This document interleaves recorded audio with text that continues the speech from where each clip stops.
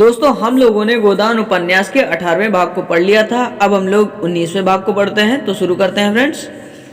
मिर्जा खुर्शीद का हाथा क्लब भी है, कचेरी भी, अखाड़ा भी, दिन भर जमघट लगा रहता है। मोहल्ले में अखाड़े के लिए कहीं जगह नहीं मिलती थी। मिर्जा ने एक छप्पर डलवाकर अखाड़ा बनवा दिया है। वहां नित्य 150 लड़ी तय आ जुटते हैं। मिर्जा जी भी उनके साथ जोर करते हैं। मोहल्ले की पंचायतें भी यही होती हैं। मियाँ बीबी और सास बहू और भाई भाई के झगड़े टंटे यही चुकाए जाते हैं। मोहल्ले के सामाजिक जीवन का यही केंद्र है और राजनीतिक आंदोलन का भी। आए दिन सभाएं होती रहती हैं। यही स्वयंसेवक टिकते हैं, यही उनके प्रोग्राम बनते हैं, यहीं से नगर का राजनीतिक संचालन होता है। पिछले जलसे में मालती नगर कांग्रेस कमेटी की सभा नेत्री चुन ली गई हैं।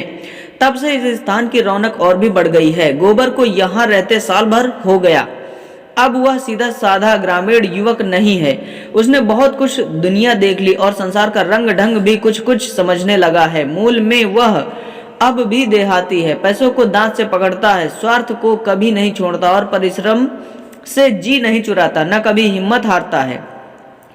लेकिन शहर की हवा उसे भी लग गई है। उसने पहले महीने तो केवल मंजूरी की और आधा पेट खाकर थोड़े से रुपए बचा लिए। फिर वह कचालू और मटर और दही बड़े के खोंचे लगाने लगा। इधर ज्यादा लाभ देखा तो नौकरी छोड़ दी। गर्मियों में शरबत और बर्फ की दुकान भी खोल दी। लेन देन में खरा था, इसीलिए उसकी साख जम गई। आड़े आए तो उसने शरबत की दुकान उठा दी और गर्म चाय पिलाने लगा। अब जाड़े आए तो उसने शरबत की दुकान उठा दी और गर्म चाय पिलाने लगा। अब उसकी रोजाना आमदनी 2.5-3 रुपए से कम नहीं। उसने अंग्रेजी फैशन के बाल कटवा लिए हैं, महीन धोती और पंप शू पहनता है। एक लाल ऊनी चादर खरीद ली और पान सिगरेट का शौकीन हो गया है। सभाओं में आने जाने से उसे कुछ राजनीतिक ज्ञान भी हो चला है। राष्ट्र और वर्ग का अर्थ समझने लगा है। सामाजिक रूढ़ियों की प्रतिष्ठा और लोक निंदा का भय अब उसमें बहुत कम रह गया है। आए दिन की पंचायतों ने उसे निसंकोच बना दिया है। जिस बात के पीछे वह यहाँ घर से दूर मुंह छिपाए पड़ा हुआ है, उसी तरह की बल्कि उससे भी कहीं निंदास्पद बातें यहाँ नित्य हुआ करती हैं और कोई भागता नहीं। फिर वही क्यों इतना डरे और मुंह चुराए। इतने दिनों में उसने एक भी पैसा घर नहीं भेजा। वह माता पिता को रुपए पैसे के मामले में इतना चतुर नहीं समझता। वे लोग तो रुपए पाते ही आकाश में उड़ने लगेंगे। दादा तो तुरंत गया करने की और अम्मा को गहने बनवाने की धुन सवार हो जाएगी। ऐसे व्यर्थ कामों के लिए उसके पास रुपए नहीं है। अब वह छोटा मोटा महाजन है। पड़ोस के इक्के वालों, गाड़ी वालों और धोबियों को सूद पर रुपए उधार देता है। इस पर 10-11 महीने में ही उसने अपनी मेहनत और किफायत और पुरुषार्थ से अपना स्थान बना लिया है और अब झुनिया को यहीं लाकर रखने की बात सोच रहा है। तीसरे पहर का समय है।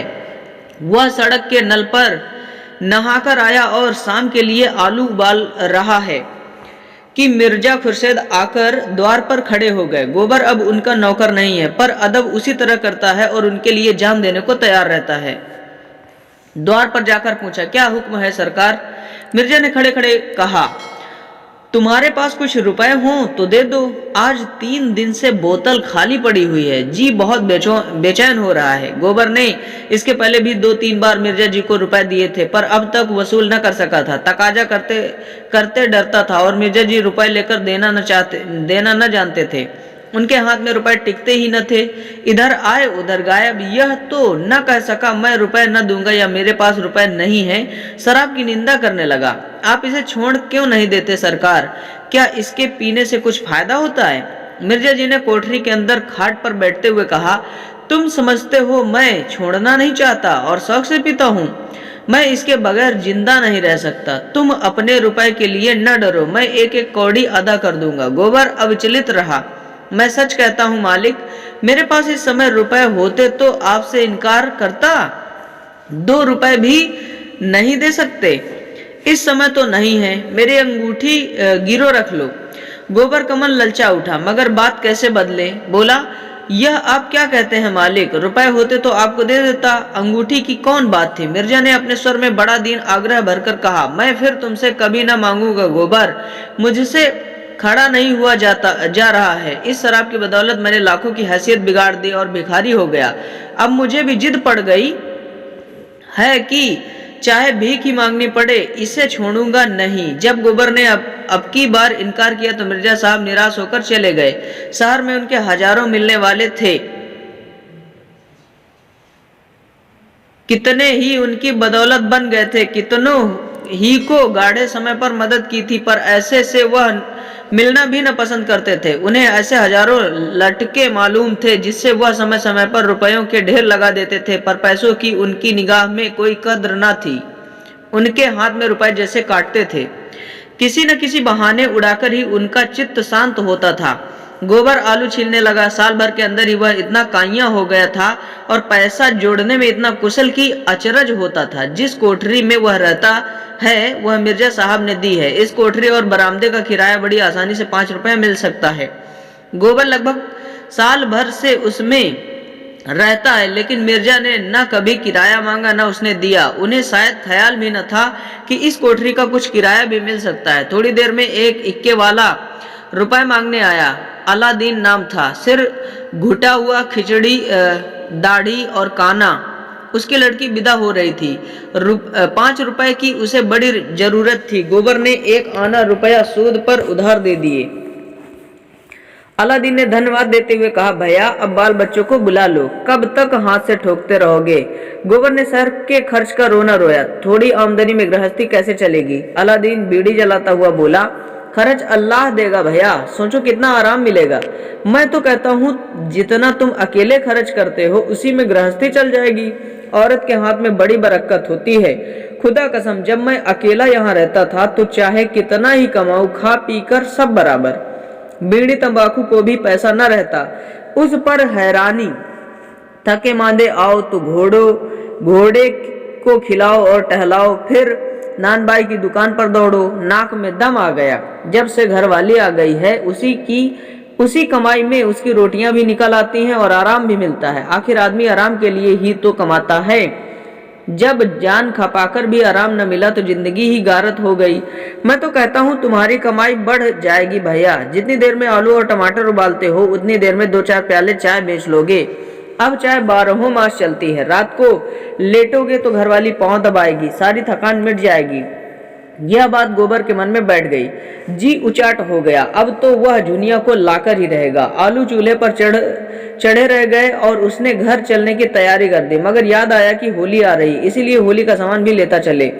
कृपण लोगों में उत्सवों पर दिल खोलकर खर्च करने की जो एक प्रवृत्ति होती है वह उसमें भी सजग हो गई। आखिर इसी दिन के लिए तो कौड़ी कौड़ी जोड़ रहा था। वह माँ बहनों और झुनिया के लिए एक एक जोड़ी साड़ी ले जाएगा, होरी के लिए एक धोती और एक चादर, सोना के लिए तेल की शीशी ले जाएगा और एक जोड़ा चप्पल, रूपा के लिए जापानी चूड़ियां और झुनिया के लिए एक पिटारी जिसमें तेल, सिंदूर और आईना होगा। बच्चे के लिए टॉप और फ्रॉक जो बाजार में बना बनाया मिलता है।